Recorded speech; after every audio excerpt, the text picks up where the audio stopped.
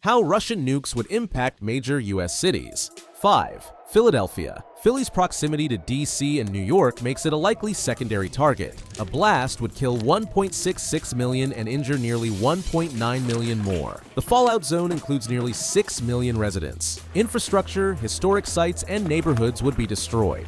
Radiation would spread into surrounding states.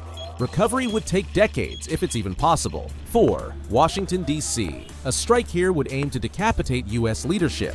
1.64 million would die immediately. Capitol Hill, the White House, and the Pentagon would all be obliterated.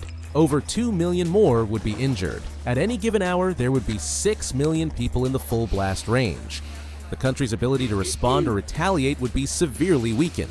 3. Chicago. Chicago's location and infrastructure make it a high-priority target. Over 3 million would die on impact. Millions more would be wounded or displaced. Lake Michigan would be contaminated, threatening drinking water. The city's destruction would sever major freight rail, highway, and agricultural supply lines. This would disrupt food distribution across the entire Midwest. 2. Los Angeles. As the largest city on the West Coast, LA would be a top target. Nearly 2.8 million people would die in the initial strike.